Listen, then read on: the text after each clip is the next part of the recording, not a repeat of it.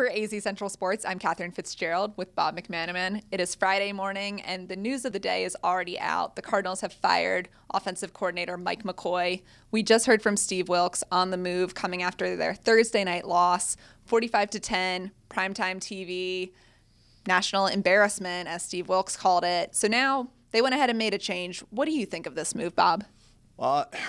Everyone's clamoring for it. We'll see if it works. When we asked, what kind of play caller is Byron Leftwich, I didn't like the answer. Steve Wilks said, we'll find out. That's not a very confident answer there. But you know what? He had to make a change. It was suffocating this team. Things were just wrong.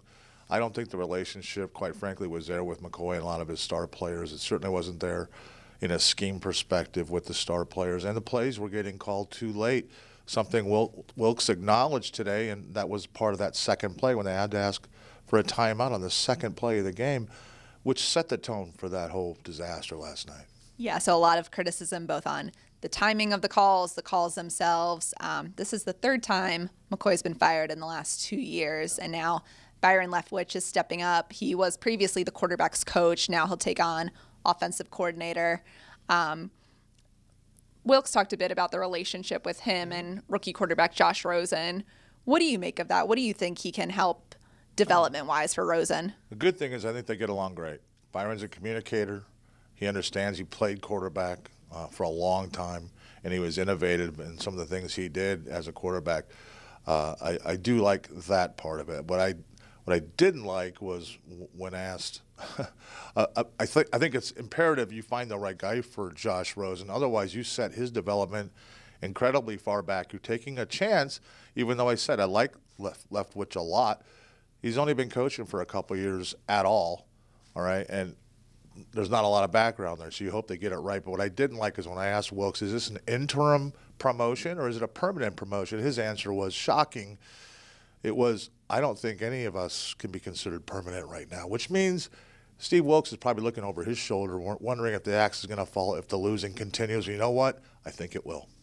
What I think is interesting, too, is Josh Rosen has had so many different offensive coordinators at UCLA. I believe it's 6. At UCLA, he had multiple coordinators, and that's so hard just to get anything going without that stability. One thing that could help is Leftwich has some experience with injuries. Everyone knows about his game at Marshall where he played with a broken leg, having linemen carrying him down the field.